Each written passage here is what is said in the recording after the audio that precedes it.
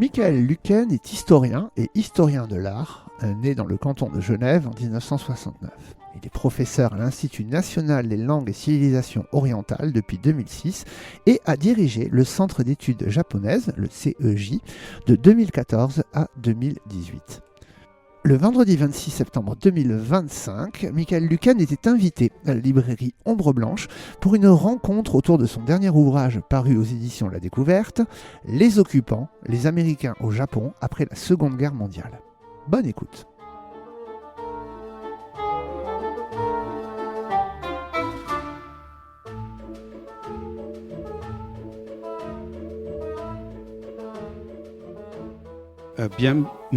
Bonsoir, merci d'être venus aussi nombreux. Donc ce soir, la librairie Ombre Blanche a invité Michael Lueken. Michael Lueken est professeur des universités à l'INALCO, l'Institut national des langues et civilisations orientales à Paris. Il est chercheur à l'IFRAE, l'Institut français de recherche sur l'Asie de l'Est, et depuis 2 ans, membre de l'Institut universitaire de France, ce qui lui laisse beaucoup de temps pour écrire des livres.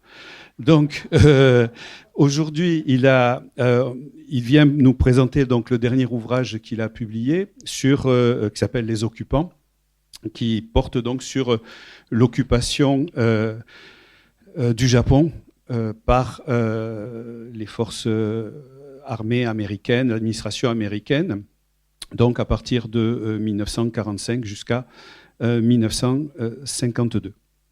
Donc, c'est un sujet qui a été très peu traité jusqu'ici, en tout cas en France et en français. Et donc, le livre comble un trou un petit peu qu'on avait dans l'historiographie de ce pays en France. Donc voilà, il va nous présenter sans doute la motivation de ce livre, ce qu'il a, en faire le résumé, pas tout vous dire non plus parce qu'il faut acheter l'ouvrage. Et puis après, il y aura un temps d'échange donc vous pourrez lui poser des questions ou aborder des sujets peut-être sur lesquels il sera passé un peu vite puisqu'on a 40-45 minutes, pas plus, quoi. Voilà. Et après, autant de temps pour les questions si vous le souhaitez. Donc je lui donne la parole tout de suite.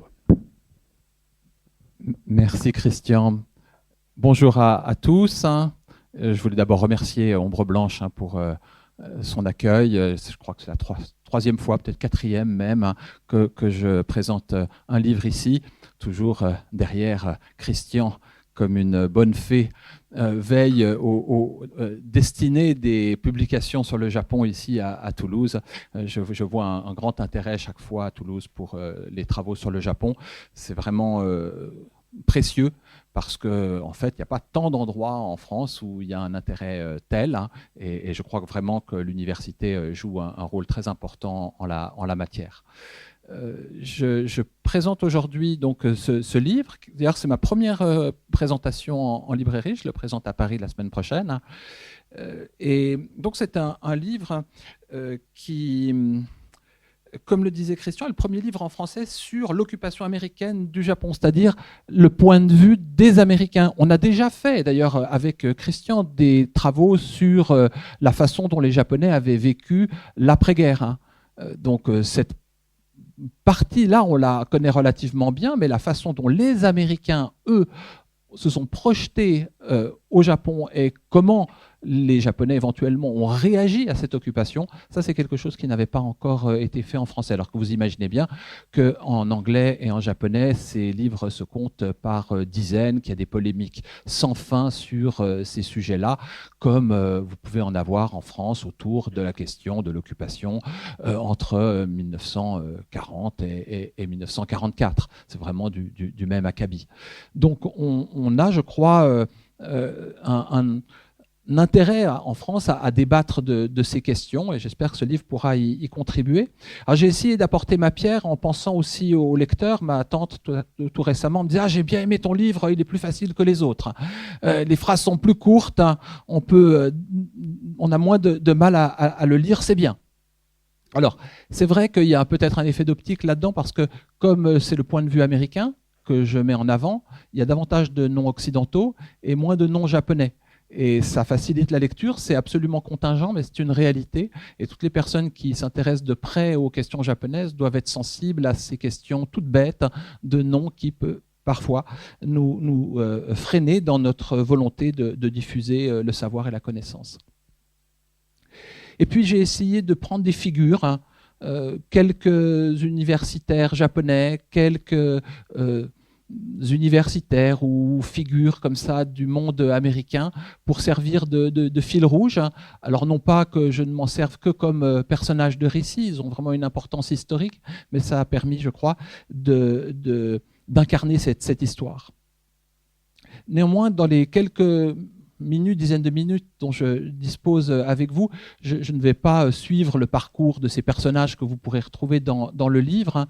Je vais essayer de synthétiser et de mettre en avant les quelques points qui me semblent importants en termes d'apport par rapport à l'image courante qu'on peut avoir de la présence américaine au Japon et peut-être de façon encore plus large l'image que l'on peut avoir de la Pax Americana, c'est-à-dire de la paix telle qu'elle s'est mise en place après 1945 sous l'égide des Américains, en tout cas tel que le cas est-asiatique et japonais en parle. Autrement dit, à travers le cas japonais, il ne s'agit pas simplement d'expliquer le Japon, de comprendre le Japon, il s'agit aussi de réfléchir à notre propre situation ici et aujourd'hui. Il y a deux volets principaux dans ce livre. Il y a un volet qui, on va dire, est militaro-politique, et puis un volet qui est social et culturel. Alors, je commencerai par le premier qui est celui qui peut-être résonne le plus par rapport à l'actualité présente, mais peut-être que je ne développerai que peu cet aspect-là, mais on pourra y revenir ultérieurement si vous le souhaitez. Les trois apports qui me semblent importants de ce livre, je crois, le premier, c'est que l'occupation du Japon, on ne doit pas la penser de manière isolée. Bien sûr, les Américains ont été présents sur place pendant 7 ans, puis ensuite, ils ont continué à avoir des bases qui opèrent, et il y en a toujours aujourd'hui. Mais malgré l'effort qu'ils ont fait, malgré la durée de cette présence, il faut voir les choses de façon plus large. Si on réduit la focale, est-ce que vous avez une idée du nombre d'Américains qui sont passés au Japon entre 1945 et 1952 ? Il y en a 1 million. C'est considérable. Donc vous imaginez les liens qui ont pu être créés. Liens humains, liens économiques, liens politiques. Sachant que, en 1930, à l'université de Harvard, il n'y avait encore aucun cours de japonais. Qu'est-ce que ça veut dire ? Ça veut dire qu'en l'espace de 15 ans, à cause de la guerre, il y a eu un effort colossal qui a été fait aux États-Unis pour mettre en marche une machine de connaissances, de dialogue, de savoir. Ça ne veut pas dire qu'il n'y avait rien avant aux États-Unis dans les relations nippo-américaines, mais quand on parle en termes de connaissances, d'accumulation de savoir, c'est vraiment impressionnant de voir ce qui a été fait en 15 ans et que tout ça a été fait sous l'égide de la guerre. Ça, c'est le premier point qu'il faut avoir en tête. Mais pourquoi la guerre est-ce qu'elle a eu lieu et pourquoi les Américains ensuite sont restés ? Il y a la question du Pacifique qui est absolument centrale. Si on ne pense pas la présence américaine au Japon par rapport à la question du Pacifique, on ne comprend rien. Donc il faut absolument commencer en ouvrant la focale. La présence américaine, elle est liée à simplement une situation, on va dire géographique d'abord, qui fait que les îles de la Japonésie, si vous voulez, c'est-à-dire les îles principales du Japon, puis les Ryukyu jusqu'à Taïwan, sont dans un emplacement géographique qui, pour eux, est important, stratégique. Et ça a été repéré très tôt. Et ça a été évidemment un débat très important au sein du gouvernement américain après 1945. Mais les militaires l'ont emporté, et ils l'ont emporté très vite, à savoir, il faut absolument qu'on reste. Donc l'idée que les Américains doivent rester et vont rester, les militaires l'ont en tête dès 1943-1944, avant même la fin de la guerre, et c'est ce qu'ils vont faire tout au long des 60-80 ans d'histoire qui nous séparent de cette période. On pourra revenir là-dessus ultérieurement si vous le souhaitez, mais c'est évidemment un point très important quand on pense à la situation géopolitique aujourd'hui. Pourquoi est-ce qu'il y a des tensions à Taïwan? Il suffit de regarder une carte. Parce qu'il y a ce chapelet d'îles. D'ailleurs, c'est un amiral français en charge, l'amiral français en charge de la flotte du Pacifique, il y a 2-3 ans dans Challenge, disait l'objectif de la Chine, c'est la conquête de la chaîne d'îles devant ses côtes. Vous avez qu'à prendre une carte, vous regardez ce que c'est que cette chaîne d'îles devant ses côtes. Alors, il a peut-être tort, il a peut-être parlé trop vite, même tout amiral qu'il soit, il a pu dire une bêtise, ça arrive. Néanmoins, c'est révélateur de ce que l'on pense dans les états-majors. Le deuxième point nous amène à repenser un petit peu les questions de séquence et de périodisation. Très souvent, quand on pense à la guerre du Pacifique et à l'occupation du Japon et cette accord qui s'est mis en place entre les Américains et les Japonais après 1945, qui font qu'aujourd'hui encore, on a plein de bases américaines au Japon, à Okinawa. Pour vous donner une idée rapidement, l'ensemble du dispositif militaire américain au Japon équivaut à l'ensemble des forces françaises que la France est capable de déployer. C'est pareil. Ça veut dire un groupe aéronaval, 20 000 hommes prêts à partir au combat, des Marines dans le cas américain, et environ 200 et quelques chasseurs. Donc c'est à peu près ce que la France a pour ceux qui y connaissent. Donc une présence qui est très massive. Mais généralement, on pense les choses en 2 séquences distinctes. On pense la guerre. D'abord, les États-Unis et le Japon ont fait la guerre, ils se sont battus l'un contre l'autre, parce qu'ils étaient rivaux, parce qu'il y a eu l'attaque de Pearl Harbor, parce que le Japon s'était lié avec l'Allemagne. Bon, on a comme ça tout un ensemble de scénarios et d'explications. Et puis ensuite, une fois que le Japon a cédé, les Américains sont arrivés, il y a cette figure de MacArthur, dont vous avez peut-être entendu parler, ce général qui a conduit les opérations de l'armée américaine et qui aurait réussi à nouer un partenariat efficace avec les élites japonaises, à commencer avec l'empereur, et il aurait réussi, c'est d'ailleurs sa propagande dès le début, à mettre le Japon sur la voie de la démocratie et du libéralisme et d'un partenariat avec les États-Unis et l'Occident en général. C'est ça le discours qui domine. Mais que j'ai... alors, je ne l'ai pas précisé, mais c'est un sujet sur lequel je travaille depuis très très longtemps. Mais j'ai toujours travaillé, un peu comme Christian, en mettant en avant d'abord les sources japonaises. Mais je voyais constamment des sources américaines, anglaises. Quand j'ai fait ma thèse, je fais ma thèse sur la politique culturelle japonaise entre 1935 et 1952, c'est-à-dire jusqu'à la fin de l'occupation. Donc j'ai beaucoup travaillé sur ces questions-là, mais c'était toujours en m'intéressant au point de vue japonais. Et là, j'ai changé la focale. J'ai regardé du point de vue américain. Et quand on regarde du point de vue américain, ce qui est très, très intéressant, c'est de voir que bien plus tôt qu'on ne l'envisage, il a été pensé à la fois la subjugation du Japon par la force, donc à travers cette politique dite visant à mener le Japon à une capitulation sans condition, unconditional surrender, comme on dit en anglais, donc qui est très souvent mise en avant par les forces armées américaines et par les hommes politiques américains. C'est quelque chose qu'on retrouve encore tout récemment. Trump utilisait la formule pas plus tard qu'il y a quelques mois contre l'Iran. Il avait fait un petit tweet disant « unconditional surrender ». Ça fait vraiment partie de la mythologie américaine. Il faut que l'ennemi capitule. On ne va pas négocier. Il faut qu'il capitule par la force. En vrai, il y a plein après d'autres choses, mais ça fait partie de la mythologie américaine.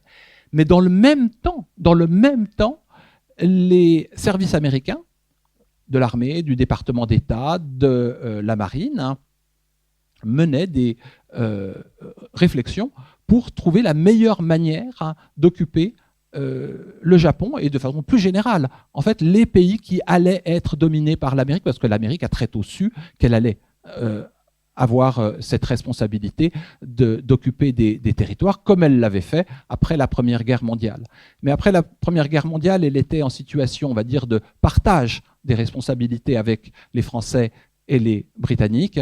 Elle savait qu'après la Deuxième Guerre mondiale, elle aurait l'hégémonie. Et donc, elle a mis en place une doctrine qui est rédigée pour la première version en 40, ensuite finalisée en 43, et qui, très tôt, est en rupture complète avec toute la tradition européenne qui, quand même, mettait en avant la question des représailles et des réparations de guerre, met en avant une coopération, l'idée de transformer les ennemis en amis, ça figure littéralement dans le manuel américain, il faut transformer les ennemis en amis. Donc vous voyez qu'au même moment où vous avez le projet Manhattan qui est conduit, c'est-à-dire celui qui amène les bombes atomiques, donc la destruction totale de l'ennemi, en l'occurrence le Japon, ça aurait pu être l'Allemagne, mais l'Allemagne est tombée avant, vous aviez d'autres services qui visaient à...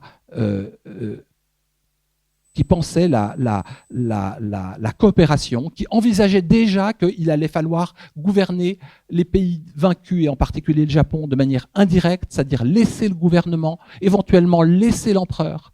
En fait, l'histoire de l'empereur, elle figure en fait dans les documents dès 1943. Vous avez des diplomates du State Department, donc du ministère des Affaires étrangères américain, qui militent en faveur du maintien de l'empereur. Donc très souvent, on met en avant la figure de MacArthur qui, après 1945, aurait changé les choses, mais en fait, c'est beaucoup plus planifié que ça. Donc la vision que mon livre offre de cette période est beaucoup moins hollywoodienne, si vous voulez. Elle est beaucoup plus, je dirais presque technocratique. C'est une Amérique qui planifie avec souplesse, qui planifie avec beaucoup d'intelligence. Et peut-être est-ce que c'est d'ailleurs sur ce point que on pourrait insister, c'est-à-dire qu'en France, on a souvent l'impression que les États-Unis, on aime beaucoup dire que les Américains sont un peu bébêtes, je caricature, mais on tend quand même à avoir cette sensibilité de dire, bon, regardez Trump, je ne veux pas dire qu'il soit formidablement intelligent, mais on a un peu tendance à caricaturer la pensée américaine. La pensée américaine est loin d'être stupide, elle est au contraire extrêmement riche. Et on aurait tout intérêt à la bien connaître, exactement comme mes auteurs dont je parlerai dans un moment ont dit au Japon. Maintenant que nous sommes dans l'orbite américaine, nous avons tout intérêt à bien la connaître. Et puis le troisième point, ensuite je peut-être demanderai à Christian s'il y a des choses qu'il voudrait que je développe, c'est qu'est-ce qui fait que les choses se sont bien passées. Parce que très tôt, MacArthur a dit, regardez, c'est un succès. Formidable, j'ai laissé l'empereur, c'était ma décision, les Japonais ont suivi, la démocratie s'est mise en place, ils sont devenus des bons partenaires, il n'y a pas de problème, c'est grâce à nous. Ça, c'est une ligne qui s'est développée très tôt, sous l'impulsion des militaires et du gouvernement américain, et qui a eu, disons, le vent en poupe jusque dans les années 70-80.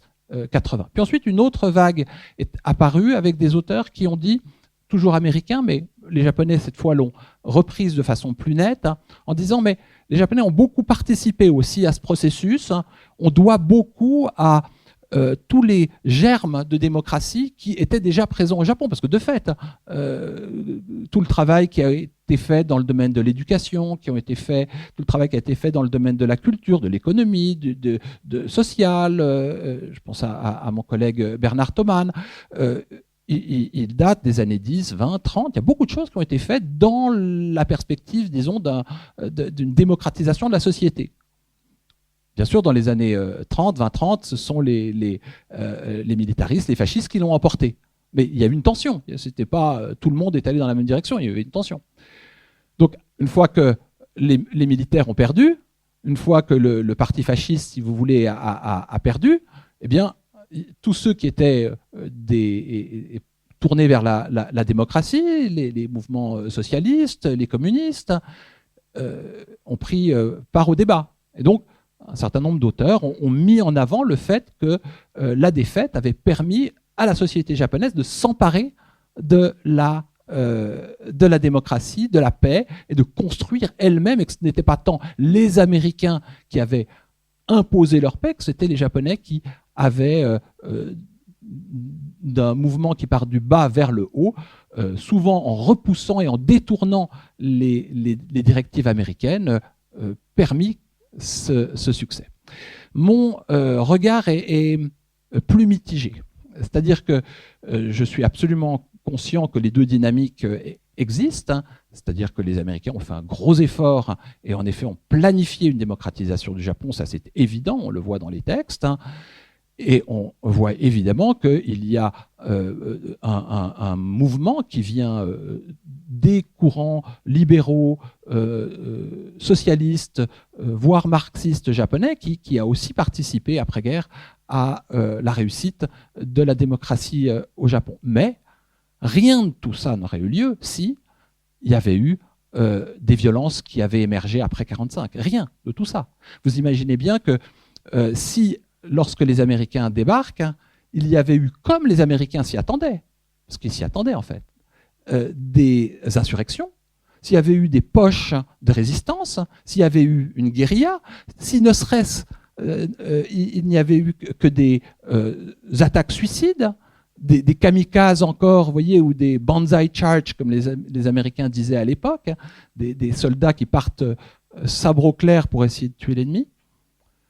Rien de tout ça ne serait produit. Pourquoi ? Parce que les Américains auraient réagi, comme ils ont réagi en Afghanistan, comme ils ont réagi en Irak, et on serait rentré dans le cycle de la violence, donc de l'insurrection, contre-insurrection. Les documents américains de l'époque, en 1945, disent si jamais il y a une insurrection, on pourra, donc autorise les commandements à reprendre des bombardements aériens. Reprendre des bombardements aériens au cas où il y ait des villes qui fassent sédition. Autorise des prises d'otages au cas où il y ait des gens qui s'infiltrent dans des grottes, dans des trous, comme ils l'ont vu à Okinawa, à Guam, à Saipan et partout dans le Pacifique. Hein. Et on serait rentré dans une logique de violence. Hein. Donc la clé de tout ça tient au fait qu'il n'y a pas eu de violence organisée, il n'y a eu que quelques rixes. Bon, il y a eu des viols, mais en nombre relativement modéré, en tout cas incomparable avec ce que, par exemple, les Soviétiques ont fait en Allemagne de l'Est. C'est-à-dire que ce sont des viols qu'on estime à quelques centaines, hein, peut-être 1000, 2000 pour ce qui est des îles principales, un tout petit peu plus s'agissant d'Okinawa. Mais ce n'est pas des centaines de milliers, voire 2 millions comme en Allemagne de l'Est. Ça n'a absolument rien à voir. Donc on a un effort qui a été fait de ce côté-là. Mais si donc, il y avait eu violence massive de la part des Japonais, rien de tout ça n'aurait été possible. Autrement dit, c'est contingent. Et on ne peut pas reproduire ce qui s'est produit à cette époque. Les Américains ne peuvent pas prendre argument de « nous avons réussi à implanter la démocratie au Japon, donc nous allons pouvoir le faire ailleurs », comme ils l'ont fait en 2003 à propos de l'Irak. Parce que cette situation, on peut l'expliquer. Moi, je propose différents facteurs d'explication dans mon livre, mais il y a quelque chose de profondément contingent qui interdit la possibilité, donc, à mon sens, hein, de reproduire cette situation ailleurs. Moi, j'ai un ou deux points de vue, puis après, je vous laisserai la parole aux questions dans la salle. Moi, il me semble que dans la présentation que tu viens de faire, il y a un mot que tu n'as pas utilisé qui sert de fil conducteur un peu au livre, c'est le mot pragmatisme. C'est-à-dire que, si je ne me trompe pas, hein, tu insistes sur le pragmatisme américain comme une clé de lecture de l'occupation. Alors moi, j'aurais deux questions sur ça. La première, c'est pourquoi avoir choisi ce fil conducteur ? Puisque, comme tu dis, il y a la question du Pacifique derrière, et puis il y a quand même une question liée à l'impérialisme américain, à la région, etc. Donc pourquoi avoir choisi ce fil rouge-là ? Et la deuxième question, c'est si on prend cette idée donc de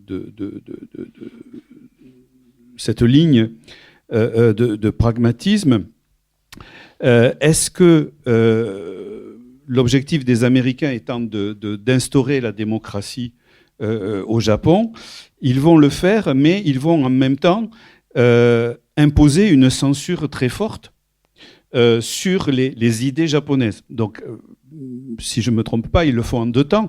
Ils font d'abord une censure sur tout ce qui est nationaliste, impérialiste, militariste, etc., jusqu'en 1949 à peu près. Et après, ils font une autre censure qui est au contraire sur tout ce qui est marxiste, communiste, anarchiste, syndicat, etc. Et donc, est-ce que ce couple, en fait,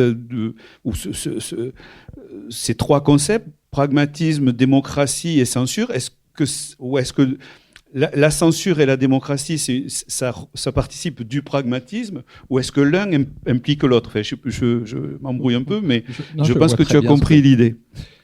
Merci beaucoup, Christian. En effet, la question du pragmatisme est un peu le fil rouge de mon livre. Très souvent, on a tendance à mettre en avant trois choses. Soit le capitalisme, pour expliquer l'expansion américaine, soit le libéralisme politique, philosophique, pour le mettre en avant, soit l'impérialisme. Et ces trois mots, pour moi, sont des mots qui sont assez minés.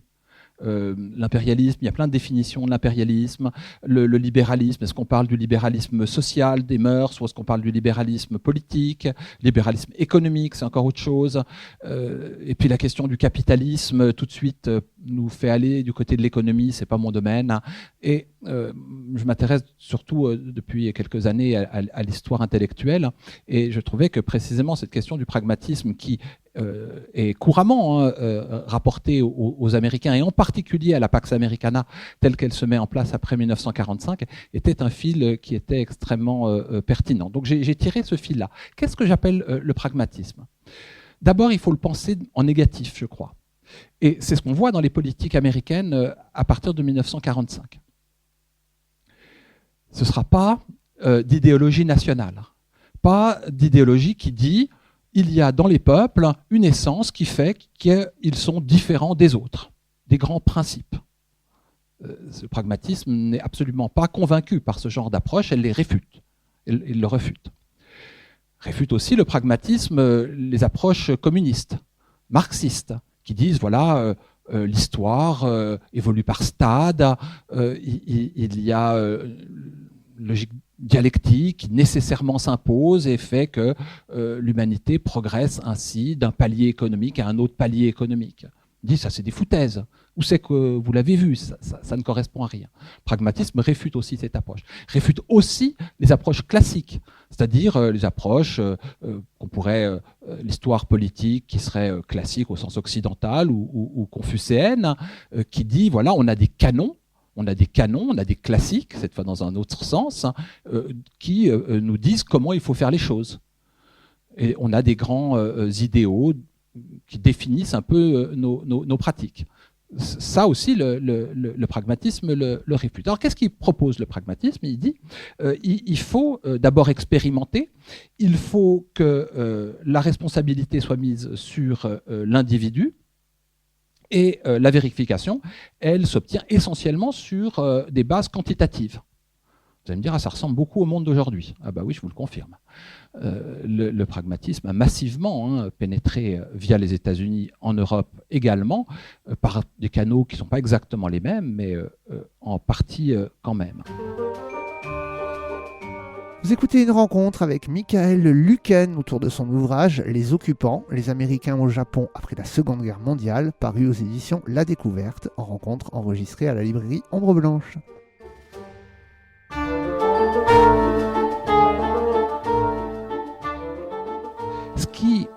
Ce que j'ai tenté de montrer dans ce livre, c'est que ce pragmatisme, c'est pas simplement une pente naturelle du capitalisme ou de l'économie de marché, comme on pourrait le croire parfois, parce que chacun défend ses petits intérêts, donc il y a quelque chose qui, de manière automatique, fait qu'on va dans une direction.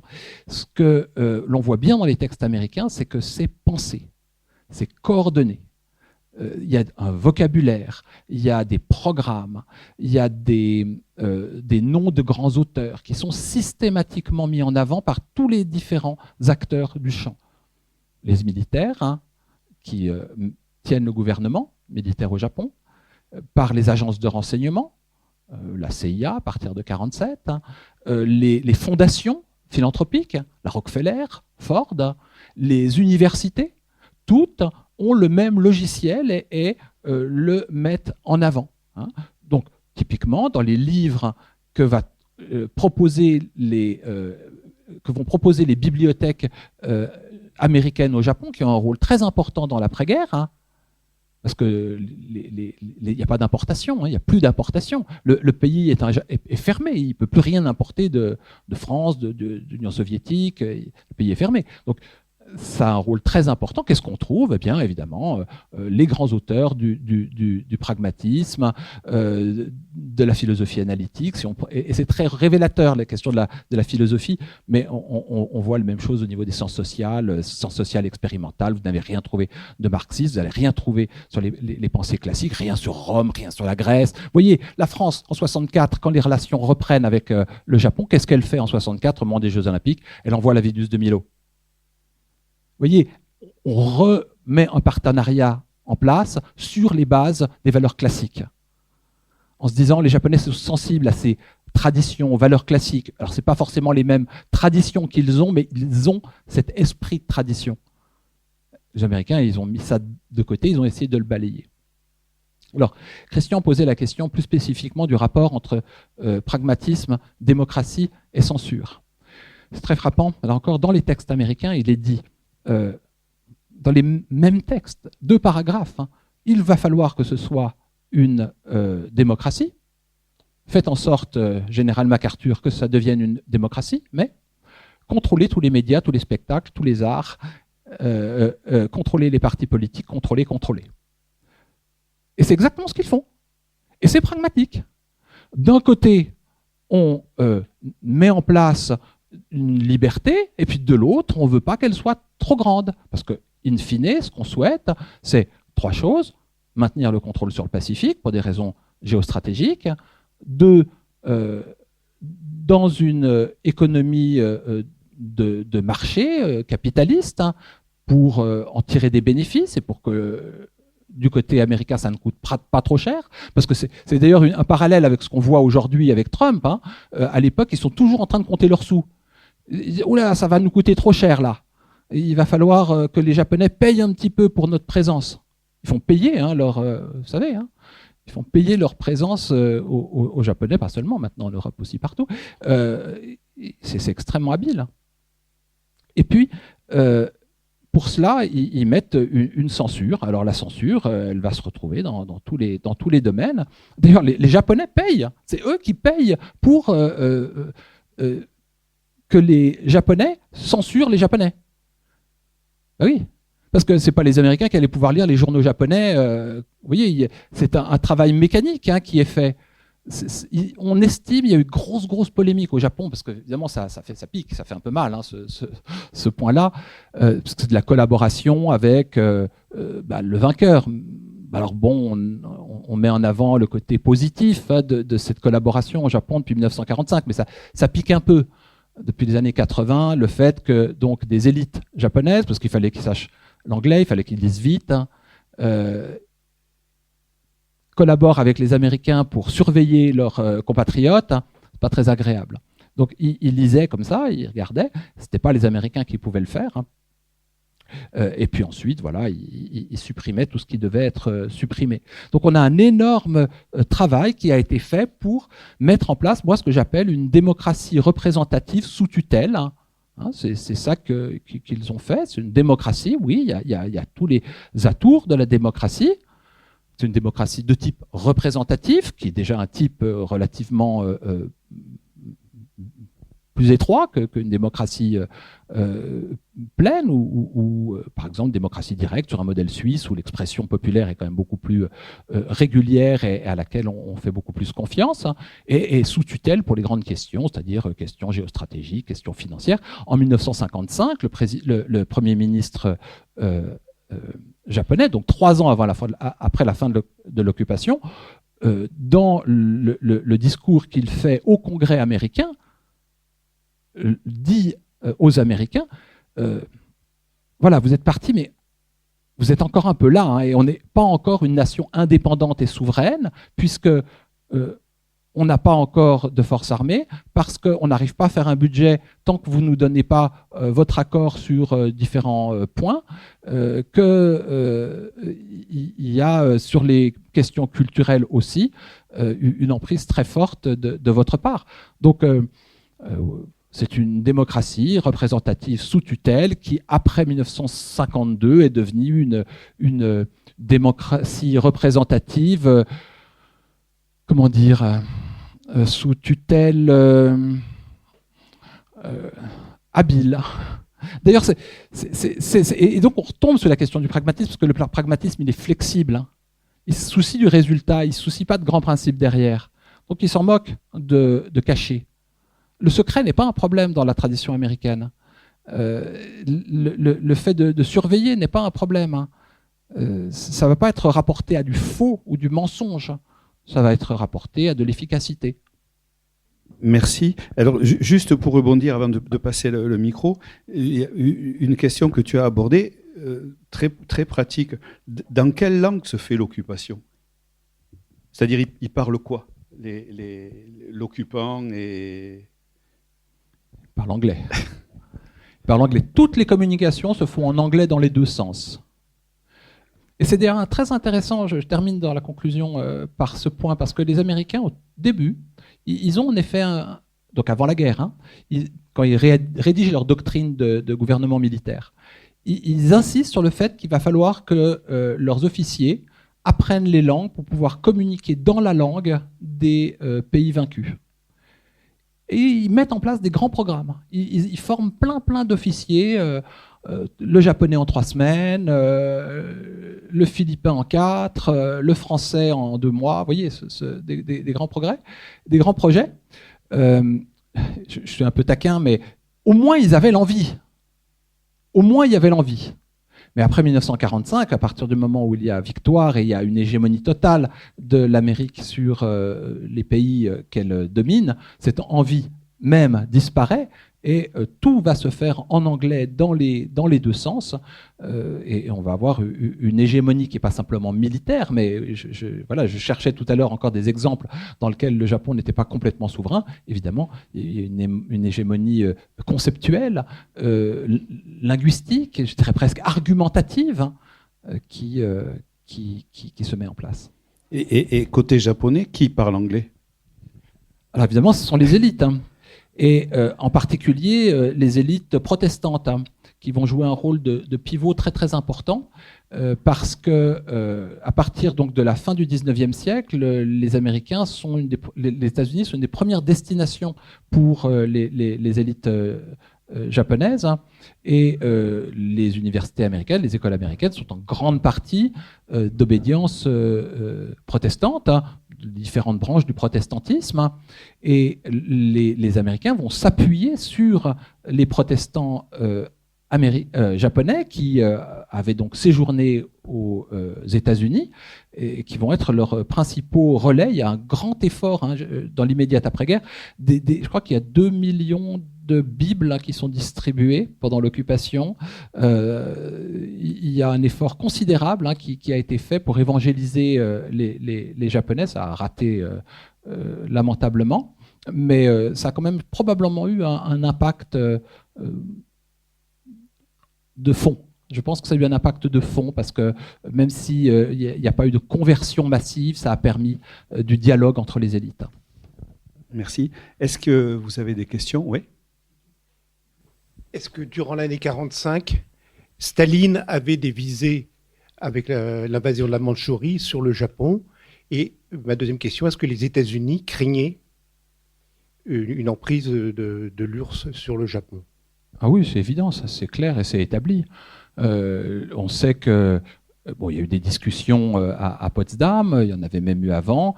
Les Américains ont essayé de précipiter les choses pour que le Japon capitule.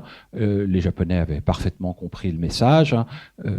Les bombes atomiques, pour moi, c'est un fait, n'ont pas tant contraint l'empereur à capituler, que lui ont offert un argument pour capituler et lui permettre de se poser un sauveur de la nation, écarter les plus jusqu'au boutistes, parce que, bien sûr, il y avait la menace russe qui était là. D'ailleurs, les Russes, ils ont pris Sakhalin. Sakhalin était en cours de départementalisation, donc ça veut dire que c'était un des territoires extérieurs du Japon qui était le plus intégré. Sakhalin, vous voyez cette petite île qui est à l'est de Hokkaido. C'était en cours de départementalisation. Ils auraient bien évidemment voulu le conserver. Les Russes sont arrivés trop vite et à quelques jours près, ils étaient à Hokkaido, les Russes. Alors, l'autre option était de résister. Mais je vous rappelle, enfin, vous trouverez les données aussi dans mon livre, MacArthur ne croyait pas aux bombes atomiques. C'était des essais à l'époque, il ne savait pas du tout si ça allait marcher. Donc, le plan de MacArthur était de déverser sur le Japon, je cite le texte de l'époque, davantage de bombes sur le Japon, en prévision d'un débarquement, à Kyushu et à Tokyo, davantage de bombes sur le Japon que pendant toute la guerre sur l'Allemagne. Donc, beaucoup plus que tout ce qui est déjà tombé sur le Japon. Donc, une dévastation totale avec débarquement. Quand on voit ce qui s'est passé à Okinawa, Okinawa est un cas très différent. C'est pas du tout comme les îles principales du Japon. Ça a été absolument dévasté. Enfin, l'île principale d'Okinawa. Vous voyez bien que, oui, les choses ont été sauvées, quoi. On a sauvé les meubles, et ça va à l'encontre de cette vision qu'on a souvent du Japon comme un pays fanatique qui va jusqu'au bout, qui se bat au-delà de la dernière limite. La réalité n'est pas du tout celle-là. C'est pas du tout ça là. Ils ont arrêté tard. Il aurait pu sauver certainement des centaines de milliers de vies, mais enfin, il en a sauvé en effet quand même des centaines de milliers. Oui, 80 ans après la fin de la guerre, quelle vision les États-Unis ont-ils de leur œuvre de reconstruction du Japon aujourd'hui? Est-ce qu'ils sont satisfaits de la forme de démocratie qu'a prise le Japon? On dit parfois que c'est une démocratie à parti unique. Et en même temps, il y a l'émergence d'un courant nationaliste, voire révisionniste, qui va peut-être à l'encontre de ce projet démocratique. Oui, merci pour votre question. Alors, je ne travaille pas sur les questions contemporaines, je ne suis pas politiste, mais ce qui est clair, c'est que dès le début, dès 1945, et ensuite c'est vraiment formalisé à partir de 1948, les Américains considèrent qu'ils vont rester indéfiniment au Japon. Et ça n'a pas changé. Ils souhaitent rester indéfiniment au Japon. Et pour rester indéfiniment au Japon, la meilleure méthode, c'est de ne pas dire quand on va s'en aller. Donc l'obsession, c'est de ne pas se laisser prendre dans un programme, dans un débat avec la partie japonaise où on dirait, bon, dans 10 ans, dans 20 ans. Non, jamais. Ça reste toujours flou. Il faut que ça reste flou. Oui, on va en reparler. On dialogue, mais ça indéfiniment. Je crois que ça reste la politique. Est-ce que le fait que ça change aux États-Unis, que la fibre se transforme actuellement de manière importante, même s'il y a toujours des liens, à mon sens, avec le pragmatisme chez Trump, est-ce que ça va changer les choses? Je ne sais pas. Qu'est-ce qu'il en est du côté de la démocratie japonaise, de la démocratie japonaise au sens de la démocratie gouvernementale, au sens d'une démocratie qui est assurée par une constitution, des chambres, des représentants? Je crois que c'est une démocratie qui est peu vivace, voire malade. C'est quasiment un seul parti depuis tout le temps, il n'y a pas d'alternance. L'essence de la démocratie japonaise n'est pas là. La démocratie japonaise est une belle démocratie locale, une démocratie participative, et très souvent animée par des gens qui se sont dressés contre la présence américaine. Et là, il y a vraiment beau travail démocratique. Christian le voit certainement dans certaines villes, villages où il y a des politiques éducatives ou autres qui sont menées et qui sont audacieuses. Il n'y a pas d'uniformité au niveau local du Japon. Il y a un foisonnement d'associations culturelles, artistiques, sociales, philanthropiques. Donc là, il y a une belle démocratie. Et justement, je mets en avant dans mon livre le parcours de certains de ces intellectuels, en particulier un qui s'appelle Tsurumi Shunsuke, qui il a un parcours incroyable. C'est quelqu'un, il fait partie de ces gens qui partent aux États-Unis avant-guerre. Hein. Donc il est à Harvard en 1937. Hein. Il fait une thèse à Harvard en philosophie. Il part pendant la guerre sur le front, mais il est interprète, donc il n'est pas en danger. Et puis, après-guerre, il va prendre langue avec les Américains, parce que les Américains sont tout contents de voir un anglophone diplômé de Harvard. C'est quelqu'un avec qui ils pensent pouvoir travailler. Et il va peu à peu comprendre qu'en fait, non, il n'y a pas de collaboration véritable possible. Il peut éventuellement se mettre au service des Américains, mais ce pragmatisme américain, en fait, est fondamentalement biaisé. C'est-à-dire que le pragmatisme dit qu'il faut définir des problèmes, puisqu'on n'a pas de grands principes. On va fonctionner segment par segment, problème par problème. On ne va pas essayer d'avoir une solution miracle pour tout, problème par problème. Mais le problème de cette approche segmentée des choses, c'est que elle n'empêche pas, de façon mécanique, systématique, ou systémique plutôt, la tension entre les blocs. Parce que entre le problème du puissant et le problème du petit, c'est lequel qu'on va traiter en premier? C'est lequel? C'est le problème du puissant. C'est évident. Quand vous avez deux problèmes et le périmètre du problème n'est pas le même, les uns comme problème, c'est le Pacifique qu'ils ont. Les autres comme problème, c'est Tokyo. Le problème qu'on va traiter en premier, c'est le Pacifique. Et on va traiter le problème de Tokyo quand on peut. Et ça, c'est structurel par rapport à la question du pragmatisme américain, et c'est ce sur quoi je crois il bute tout le temps.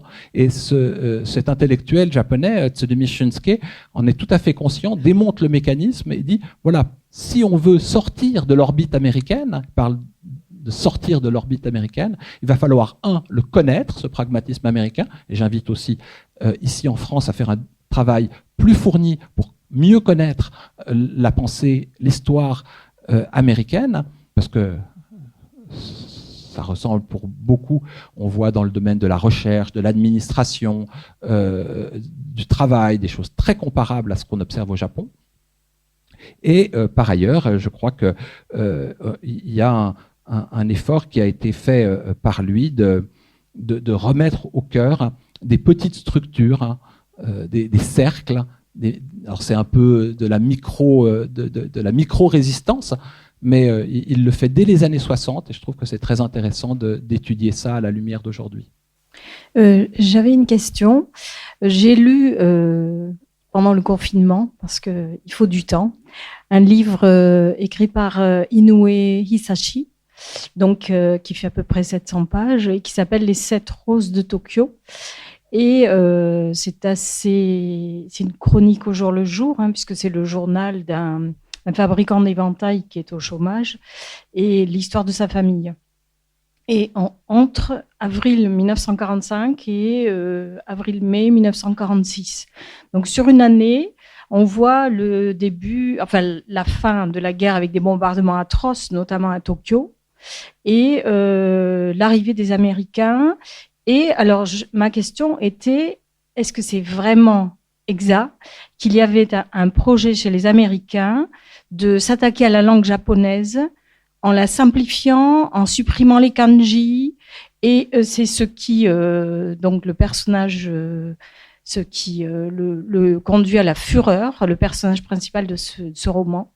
Et alors, je voulais savoir ce qu'il en était exactement. Je vais laisser Christian, parce qu'en plus, il se plaint et dit que je ne traite pas de l'éducation dans mon livre. C'est le point noir du livre. Ah. Je suis désolée. Alors, la question précise, j'y réponds. Précise. la question de la romanisation du japonais. C'est vrai que j'aborde peu la question de l'éducation. Christian Galland a tout dit. J'ai mis cette question donc de côté. Absolument, oui, c'est absolument vrai. Il y a eu une volonté, comme les Français au Vietnam, hein, d'obtenir une romanisation du japonais dans un souci d'efficacité pour que la communication soit meilleure, pour arrimer. Les deux officiers, Halpern et Hall, sont des jeunes gens, ils sont tout jeunes, ils ont 27, 28 ans, 30 ans, ils sortent de l'université, ils arrivent c'est des gens du New Deal, c'est plutôt des gens de gauche, hein. C'est ça qui est étonnant. Et ils vont travailler avec des Japonais qui eux aussi sont plutôt des idéalistes, plutôt des gens de gauche. Par exemple, ceux qui sont les espérantistes. Ils vont essayer de repérer des gens comme Tsurumi, dont je parlais tout à l'heure, qui sont très intéressés par la philosophie pragmatique américaine et qui ont le même sentiment que, en japonais, les kanji, étant parfois trop compliqués pour être compris par le peuple, hein, créent un écart social, hein, et ne permettent pas une vraie démocratie, parce que quand on est un petit peu lettré, dans un texte ou dans une formule à l'oral, on sort une maxime, un ensemble de mots un peu compliqués. Ouh là là, c'est un monsieur très savant. Ouais, vous voyez comment en français on pourrait sortir des tournures grecques ou latines. Et donc Tsurumi dit, oui, formidable, il va falloir simplifier le japonais, on va simplifier le japonais, pourquoi pas la romanisation? Ou si on va pas du côté de la romanisation, limitons les kanji, ou éventuellement essayons de passer tout en kana, c'est-à-dire les syllabaires.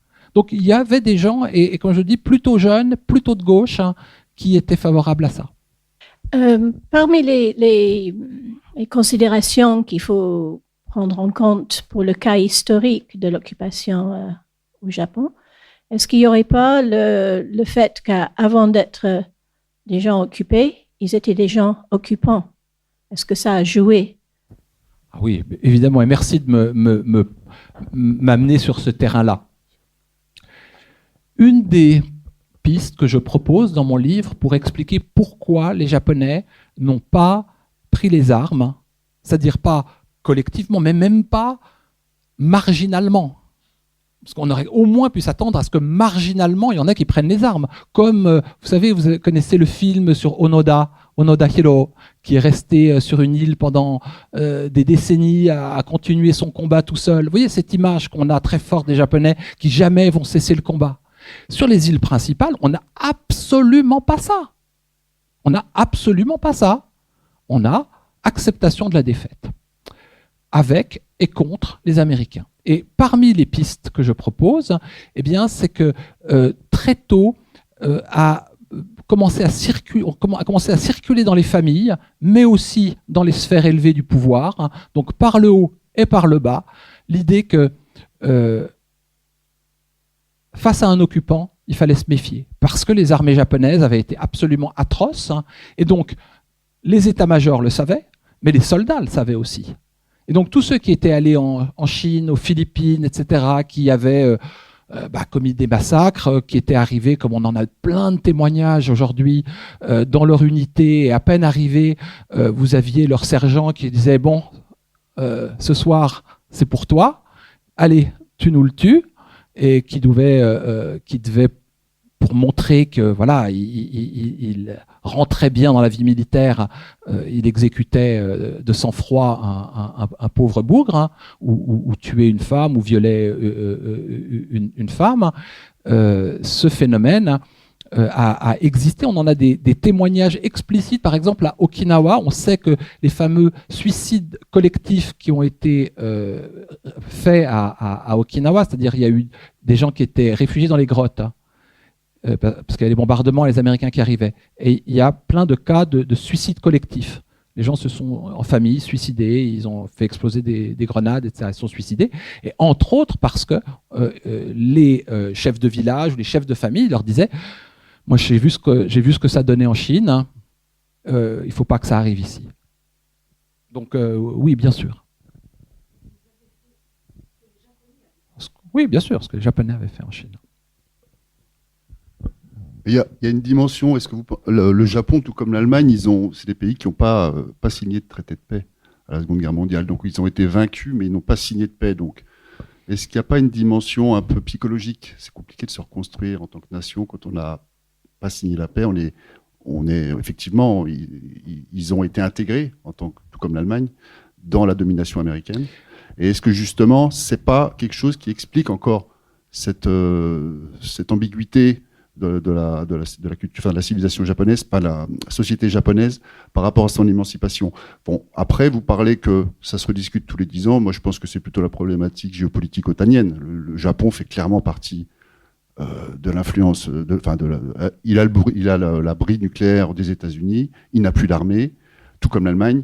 Donc, c'est un pays qui, à mon avis, dont le futur va dépendre de l'ordre mondial. Le jour où l'ordre mondial va changer, je pense qu'ils vont peut-être se libérer des États-Unis à ce moment-là, mais pour l'instant, ils n'en sont pas capables. Oui, bien sûr. Tout a été fait pour que les choses en restent là. S'agissant de la signature d'un traité de paix, il y a eu un traité de paix qui a été signé en 1951.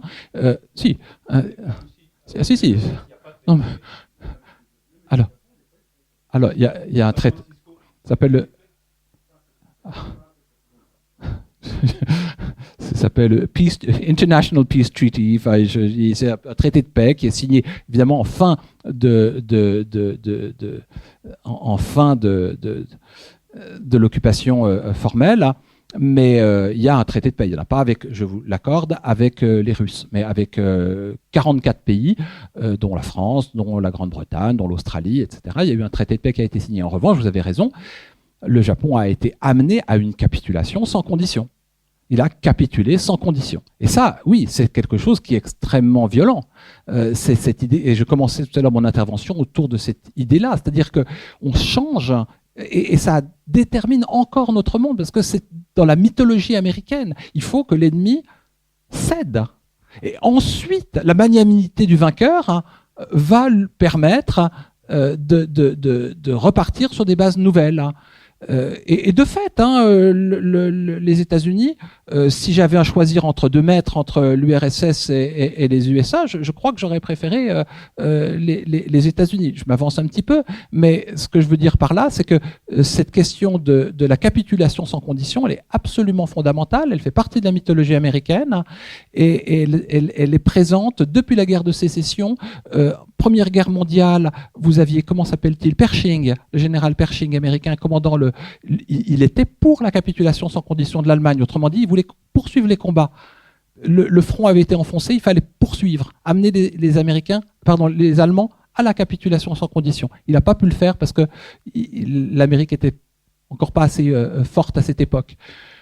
Ils le refont, donc ils mettent ça en place en 1943 contre l'Allemagne, contre le Japon, et depuis ça reste, c'est dans leur mythologie, capitulation sans condition, et on sort de ce régime au fond d'une guerre qui était encore dans le prolongement de ces conflits seigneuriaux où on avait une bataille entre des armées, des chevaliers, et puis avec quand même un code d'honneur. Bon, il y avait une défaite d'une ville tombait, une armée était vaincue, mais ensuite on allait discuter, et on n'est plus du tout. Est-ce que donc les Japonais, qui ont fait la guerre, qui étaient du côté des Allemands. Moi, j'ai appris que par rapport au Japon, les Japonais, au niveau des tortures, ils étaient pires que les Allemands. Hein. Au niveau des tortures. Ah, des tortures, je ne sais pas. J'ai appris ça. Peu importe. Et donc, par rapport aux traditions et aux générations, est-ce que donc les Américains, ils ont compris, vous avez parlé des élites, est-ce que tout ça, donc ça s'est articulé? Et donc, mais en arrière-plan, à un moment donné, vous avez dit, les Américains, ils disent pas quand est-ce qu'ils vont partir. Ça s'appelle l'ambiguïté stratégique. Enfin, c'est l'ambiguïté stratégique. On parle de ce terme pour parler de la dissuasion nucléaire. Oui, mais bon, l'ambiguïté, on dit jamais parce qu'ils ont une doctrine. Les Américains, ils ont une doctrine, mais ils disent jamais. Tous les pays ont une doctrine, mais bon, ils ont compris effectivement par pragmatisme que, il y a un alignement des planètes, quoi. Tout s'est bien articulé. Voilà, c'est tout. Oui, je suis d'accord avec vous. Et c'est vrai que travaillant sur cette période post-1945, parfois le livre ne met pas beaucoup en avant d'autres choses que j'ai pu faire dans des travaux antérieurs, c'est-à-dire cette violence des armées japonaises, mais elle est évidente. Je ne vais pas revenir dessus. Pour moi, c'est un implicite. Il y a eu une violence des armées japonaises absolument épouvantable en Chine, en Asie du Sud-Est, ce point-là ne peut pas être oublié. Après, on a des situations qui sont complexes et qu'il faut regarder dans le détail. Alors peut-être une dernière question. Oui. Donc ce sera un dernier. C'est un point justement, c'est une très bonne question parce que dans le livre, il parle beaucoup que la démocratisation est passée aussi par la culture. Et donc moi j'avais une des questions qui rejoint la vôtre, c'était dans tous les outils culturels, d'après toi, quels sont ceux qui ont le mieux marché ? C'est-à-dire, quels sont ceux qui ont... parce que les mangas, c'est pas américain, en fait, c'est japonais, mais les Américains ont mené toute une... J'ai écouté, il n'y a pas très longtemps, il y avait une conférence sur comment ils ont... La politique d'occupation, il y avait un programme donc, des forces d'occupation sur la construction de dancing halls. Pour comment les danses américaines en fait sont rentrées aux États-Unis. Et c'était pas juste des gens qui ont fait ça, c'était dans les programmes de l'armée, donc le cinéma, la danse, etc. Ouais, au Japon. Ouais. Ils sont rentrés au Japon, oui, dans comment on peut dire, organisés par l'occupant, en fait. Oui, alors, politiques culturelles ont été les plus efficaces. Je dirais qu'il y en a une par le haut, une par le bas. Par le haut, et j'insiste un peu sur ce point au début dans mon livre, ce sont tous ces programmes qui ont été mis en place par les universités, par les fondations, par les agences de renseignement, visant à inviter les élites aux États-Unis, à coopérer avec elles, à les repérer, à les financer. Et c'est compliqué parce que, par exemple, un jour, ils veulent, les Américains, monter un centre de recherche sur la Russie au Japon, pour, évidemment, dans une optique de lutte anticommuniste. Comment est-ce qu'ils procèdent ? Ils essayent d'abord de trouver une université où il y a des gens qui sont plutôt favorables à leur approche, où il n'y a pas trop de marxistes, parce qu'il y a pas mal de marxistes dans l'université japonaise. Donc déjà, ils choisissent la bonne université, prennent des contacts. Ensuite, ils repèrent des universitaires. Ils font vraiment la liste. Ils font la liste de tous les universitaires japonais qui travaillent sur le Japon. On a la liste comme ça. Tous les universitaires japonais qui travaillent sur l'URSS et le monde soviétique. Toute la liste. Ils en repèrent quelques-uns. Après avoir fait des entretiens avec les uns et les autres, on a dit oui, celui-là bon. C'est amusant parce que vraiment j'ai suivi ça comme ça méthodiquement. Et on voit qu'il y a le responsable de programme américain qui passe... auprès du gouvernement militaire américain sur place à Tokyo, puis il dit voilà la liste que j'ai, ceux-là ils sont bons. Vous êtes sûr, vous avez bien vérifié, parce qu'il faut bien vérifier, pas de rouge là-dedans, des Reds. Donc ils prennent les contacts et puis très bien, ils obtiennent de ces différents universitaires qu'ils travaillent au sein d'un centre de recherche à Hokkaido sur les questions russes et slaves. Et après, ils s'en vont. Simplement, ils donnent de l'argent tous les ans. Et ils invitent de temps en temps. Mais de fait, ils n'interviennent plus dans les programmes. C'est magistral. C'est magistral. La sélection, la mise en place d'une belle machine, eh bien ensuite, la machine, elle marche toute seule. Ça, c'est par le haut. Dans la direction, oui, dans la direction voulue, puis éventuellement on fait ça. Et puis par le bas, et je reviens donc à la question que posait tout à l'heure Christian, le sport, le baseball, très très très très bien marché. Hollywood, là encore, les films, ça a très très bien marché aussi. La musique, le jazz, la danse. Donc, au fond, des industries culturelles. des industries culturelles, dans l'ensemble, vont marcher. Elles ne marchent pas toutes. Hein. Par exemple, le football américain va pas bien prendre. Mais dans l'ensemble, ça marche. C'est là où les succès sont les plus évidents. Par contre, les arts, la poésie, vous voyez, tout ce qui demande un peu d'esprit critique, où la philosophie, là, ça marche pas très bien. Quand on voit ce que les Américains promeuvent dans les années 50 pour ce qui est les arts, c'est vraiment pathétique. Hein. Ils passent à côté de tout. Tous les grands artistes de l'époque, ils les mettent de côté parce qu'ils considèrent que c'est un peu subversif, alors que eux, chez eux, ils font la promotion de Pollock, Klein, Motherwell, de l'expressionnisme abstrait américain, cette conquête des grands espaces. Hein. Pour le Japon, ça va être des petites estampes mignonnes, des petits pots en terre, des petites statues qui font comme ça. Enfin, vous voyez, vraiment, ils passent complètement à côté de ce qui est important dans l'art japonais. Donc, il n'y a pas que des succès, il y a des échecs. Hein. Et puis, bien sûr, il y a eu des résistances que ça a provoquées. Et il y a tout un mouvement de résistance à l'Amérique qui va se mettre en place à partir des années 50, dont je parle aussi dans le livre. Bien, maintenant il ne vous reste plus qu'à lire le livre pour avoir tous les détails, parce que là on a fait qu'effleurer véritablement le sujet. Voilà, donc merci à Michael, et puis merci à Ombre Blanche. Oui, merci à vous tous. Et merci d'être venu.